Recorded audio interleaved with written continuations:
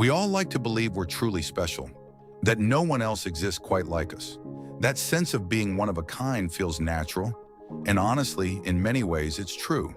You and I are different from everyone else, but that belief only reaches so far, because around the world live people born with traits so extraordinary, so rare, that even the idea of uniqueness feels too small.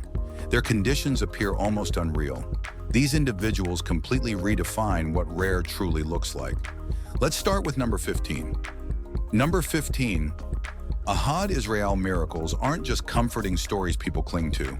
At times, they unfold in real life, and Ahad became living proof of that reality. In 1987, he was only 14 years old when his life nearly ended at work. His employer shot him in the head, destroying half of his brain and crushing his skull. Doctors warned his family that survival seemed unlikely.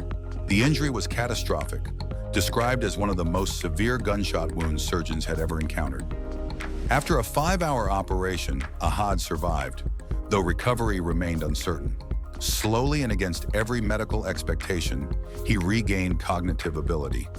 A visible opening remained in his skull, leaving him deeply insecure and often feeling less than human. Seeing that pain, reconstructive surgeon Dr. James Apeso stepped in, designing a custom implant to restore his skull.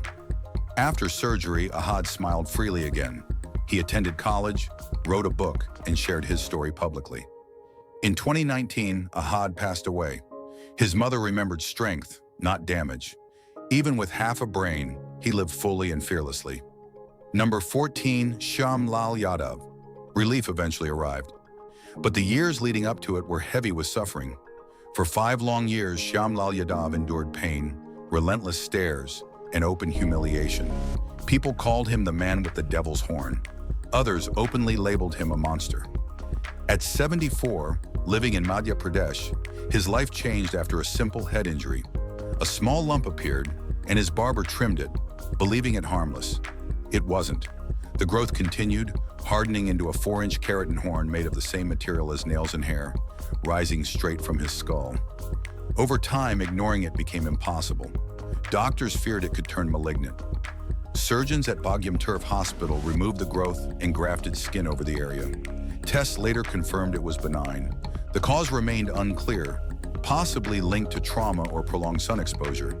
Today, Shyam lives without fear, following him everywhere. The stares have faded, so has the shame. What remains is quiet relief and dignity restored. Number 13, Nguyen Thi Phuong. No one knows where life carried her afterward, but for a moment, the world knew her pain. In 2011, Nguyen Thi Phuong became widely known for a transformation rooted in tragedy. In her early 20s, she lived a normal life in Vietnam's Mekong Delta, recognized for her youth and beauty. Everything changed in 2008 after a severe allergic reaction to seafood. Within days, her skin began sagging and wrinkling unnaturally, aging her decades almost overnight. Without money for hospital treatment, she relied on pharmacy drugs and traditional medicine. Nothing helped. Her skin continued loosening across her face and body. Now, doctors later suspected rare conditions such as lipodystrophy or side effects from steroids, but no diagnosis brought answers. Ashamed of public stares, she covered her face whenever she went outside. Despite the physical changes, her internal health remained stable. Through it all, her husband, Nguyen Yen, stayed by her side, offering unwavering love and loyalty when the world looked away. Number 12, Dylan Lombard. Some lives push rarity beyond comprehension. Dylan Lombard from Scotland lives with mandibular hypoplasia, deafness, and progeroid syndrome, a condition so rare that only 13 people worldwide are known to have it. His body cannot store fat, causing rapid aging, hearing loss, and distinctive facial features. Symptoms appeared when he was just 18 months old. Yet doctors needed nearly 10 years to identify the condition. Childhood came with constant stares, comments, and physical limitations that kept him from sports and everyday experiences. At 11, something shifted during a walk in the rain. Dylan began taking photos on his phone, capturing moments others overlooked. That small habit changed everything. His mother later bought him a camera, and photography became his voice. Through images, he found confidence and control. Today, Dylan uses both his art and his personal journey to raise awareness and inspire others living with rare conditions. He believes perseverance matters more than appearances. His life proves that purpose can grow where limitation once stood. Number 11, Fatima Timbo. At 4 feet tall, Fatima Timbo never matched the fashion industry's expectations. She lives with achondroplasia, the most common form of dwarfism, affecting around 250,000 people worldwide. Growing up, school was relentless. Bullying followed her daily, slowly eroding her confidence. For years, she tried to disappear, believing staying unnoticed might protect her. Everything shifted in 2017 when she entered modeling, not to fit in, but to claim space. Fashion became her way of taking control of her identity. Social media followed naturally, drawing thousands who connected with her honesty, humor, and refusal to diminish herself emotionally. Today, Fatima speaks openly about body positivity, representing people with dwarfism and anyone who has felt overlooked. Negative comments still appear, but they no longer shape her self-worth. Confidence didn't arrive overnight. It grew with every photo, every post, and every moment she chose visibility over silence. Her presence challenges narrow standards and reminds others that self-acceptance is built, not granted. Number 10, Beyonce Boyce. Beyonce Boyce, a TikTok star, passed away at only 19 years old from a rare illness that causes rapid aging. Yet her presence never disappeared with her passing. Beyonce lived with Progeria, a genetic condition that forces children to age at an accelerated rate and is always fatal. While her body aged far beyond her years, her spirit stayed bright and full of life. Known for her laughter, honesty, and warmth, Beyonce used social media to raise awareness and share her life openly with others. In December, her mother shared heartbreaking updates as doctors worked desperately to restart Beyonce's heart. Shortly afterward, her passing was confirmed. Its tributes poured in from across the world. People who had never met her mourned deeply. Beyonce reminded everyone that life is not measured by how long it lasts, but by what it gives. Her legacy continues through the hearts she touched, the smiles she inspired, and the meaning she left behind for others to carry forward. Number 9, Samran Ja. Samran has lived with NF1 since her 5th birthday. From that moment, everything about her life slowly changed. Growing up in a remote village in Thailand, Samran lived without access to steady medical care. Over the years, tumors spread across her body, gradually altering her face and hands. One large growth eventually covered her eye and hung heavily from her face, making everyday life painful and isolating. Treatment costs were far beyond what her family could manage. As her muscles weakened, walking became increasingly difficult, and leaving home grew rare. She survives on a small disability allowance, barely enough to cover basic food. Days passed quietly, shaped by waiting and limitation. Despite everything, Samran never lost hope. When local officials and media finally noticed her story, donations slowly began arriving. Samran dreams of surgery, not to change who she is, but to ease the burden she has carried since childhood and regain a sense of comfort. Number 8, Rachel Dolezal. What drives someone to reject their own racial background, knowing the reaction will be unforgiving? In 2015, that question followed Rachel Dolezal everywhere. She was leading the Spokane chapter of the NAACP in teaching African studies, publicly presenting herself as a Black woman devoted to civil rights. However, everything collapsed when her white biological parents revealed she had no African ancestry. Rachel defended herself, explaining she had always identified as Black and felt a deep emotional connection to Black culture. She altered her appearance and built her public life around that identity. Critics labeled it deception and cultural appropriation. Others argued identity was deeply personal and self-defined. Rachel resigned from her position but later changed her name to Enchi Amari Dio and continued living as a Black woman. Her story ignited a national debate that blurred lines between race, identity, belief, and belonging, leaving questions unsettled and conversations still unresolved across society. Number 7, Juliana Maza. Juliana Jules. Maza is a plus-size model from Toronto who refuses to apologize for her body. In wearing size 22 clothing, she openly shares photos, humor, and honest conversations about life as a plus-size woman. Confidence was not always part of her journey. For years, she avoided fitted clothes and hid behind insecurities shaped by judgment and unrealistic standards. Every glance felt heavy and critical. Over time, something shifted inside her. Instead of shrinking herself, she leaned forward. Modeling became her way of reclaiming control and visibility. She believes feeling attractive is not reserved for one size or shape. She doesn't sell perfection, she offers truth. Through visibility, she challenges narrow beauty expectations and encourages others to exist without apology. Her presence speaks to people who were taught to hide themselves.